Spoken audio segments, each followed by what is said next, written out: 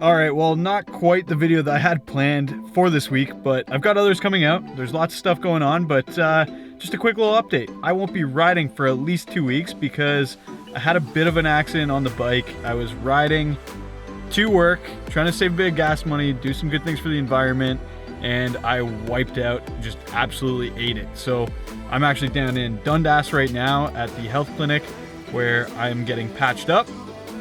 So I'm gonna head in there right now, and hopefully the nurse lets me film a little bit so you can see what this thing looks like.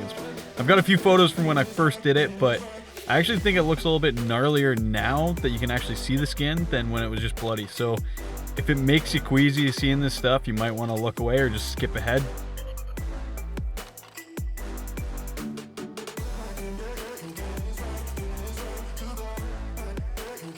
But yeah, we're gonna go in and get patched up. All right, let's go check it out.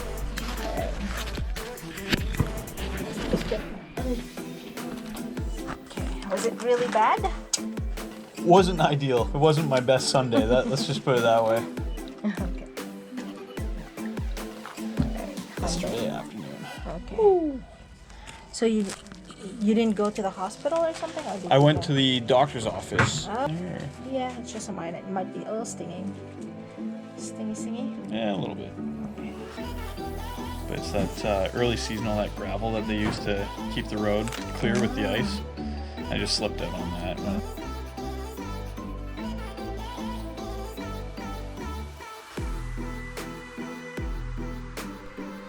One more quick thing before I head back home, and that is that although this injury sucked, it actually is kind of good because it ties in with a few of the other videos that I'm working on. So one of the big videos I'm still working on and I have to finish shooting is a review on Oakley sunglasses and how they're actually very protective.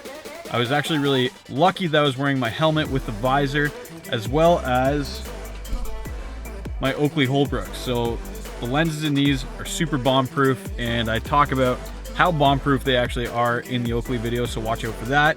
I also have 3 new travel videos coming out, Prince Edward Island videos, and I also have, what else do I have coming out? Oh, Paris to Ancaster. Got that video coming out a little bit later in the next couple weeks as well, so keep your eye open for that. But I'm gonna head home right now, and I figure use this time to show you what's in my camera bag currently. All right, let's go.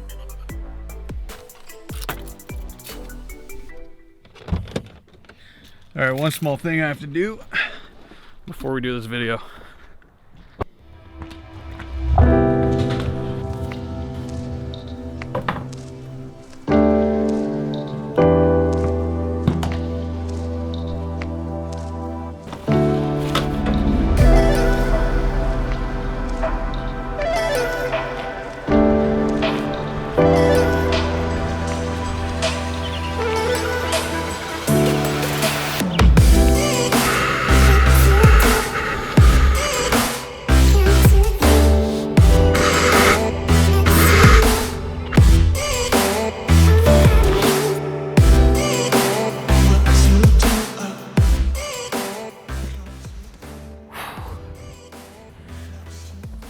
All right, well, now that street's cleared up, hopefully I won't kill myself again. I wanted to at least show you this bag. This is kind of my everyday run and gun film kit bag that I actually just got. I didn't buy this bag, but a friend of mine who works at an engineering firm that does a bunch of they do destructive testing with slow motion equipment. I've got a video coming up with them in a little bit.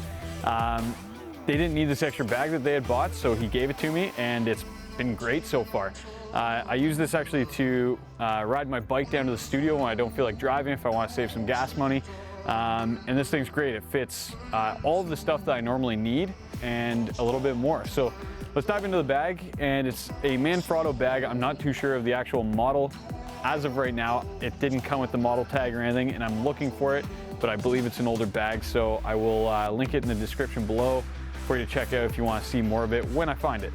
But on the front, it's got a couple of straps here that you can probably hold a tripod, a few light stands, or anything if you need something like that. I actually just recently used it to strap down my Gore-Tex rain jacket because when I was riding down, I wasn't sure if it was going to rain or not, and it was good to just hold that down and cinch it down. It's got a side pocket here for your tripod, which is great, and one other side pocket here for anything else that you might need.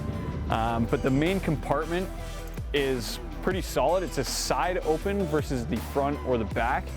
My preference normally is a back open near the strap so that no thieves or anything can get at your stuff if you're traveling or anything like that. It's just nice to have it secure. The side's the next best thing, and you can actually strap it down with this guy right here, which works out well as well. So that's kind of the outside of the bag. You do have one more small pocket right here. But when you actually go into the main compartment, it's just a super convenient setup. You can just grab everything really quick. I've got my 5D Mark III in here right now, just because I'm filming with my GH5 setup. So 5D Mark III, which is a bigger body, fits in there no problem. You can fit a couple of other lenses in there. If they're primes, you can probably fit one more zoom lens. If it's a Canon, if it's Panasonic, you can probably fit a couple of those. So that's your main compartment right up here, the way that I've got it situated. And it's actually got a little mesh pocket right behind there as well. So inside I actually keep my drone licenses. So I'm in Canada, so I've got my basic drone license. I also have my advanced and my restricted operator license for radio operators.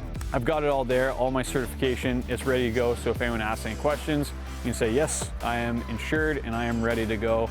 I'm allowed to fly here. So always good to have that on you. And I have multiple copies in every single kit. So right below that, I've got the DJI Mavic 2 Pro right here. Great thing about this drone is it fits in a small bag like this, and you can actually, on this one, leave the ND filters on. I had a Phantom 4 Pro before this, and you always had to take them off to put the protector on, and it drove me nuts. But that's a solid little drone right there. And then right at the bottom, I've got the Panasonic 30-100, which is a 70-200 equivalent. Again, great small camera kit. And then I've actually got another pocket, little divider right here. If you open up, I've got the controller right there. And that is the small run and gun kit. So you can fit all kinds of other extra little stuff in here. Again, if you actually look, you can see that right in here, there's actually tons of extra space, even with that 5D Mark III. You can even fit a bit more up here. I usually throw a hard drive in there. And on the side pocket, you've got more battery space if you need to throw batteries or memory cards there. I actually have both the Mavic 2 Pro batteries right in here. And obviously I don't have any of the charging cables, so you can throw all of that stuff on top as well. And then the laptop bag at the back, and you're all set. So that's my super small run and gun kit. I've got a few different kits depending on what I actually need to bring with me as a full-time camera operator, but for the YouTube stuff, this thing is great. Crazy dog, crazy. Mavis, Maeve, hey, Maeve, what are you doing? Hey, Mavis. All right, so if you have any other comments or questions about this bag, I'm gonna do my best to find out what model it is, and I'll throw it in the description below. If you have any other questions about the kit in general that I'm using, throw that in the comment section below, and I'll do my best to get back to you as soon as I can. I've got a whole bunch of other videos coming out in the next few weeks, travel videos, more biking videos, and yeah, hopefully more riding stuff once my injury is done up with. But I've got no more excuses. I should be able to get this done as quickly as possible now and get them rolling out. So give me a thumbs up and subscribe if you want to see some more entertaining videos than this one was here. I just wanted to say hi, it's been a while. All right, I'll check you back in the next one. Moo.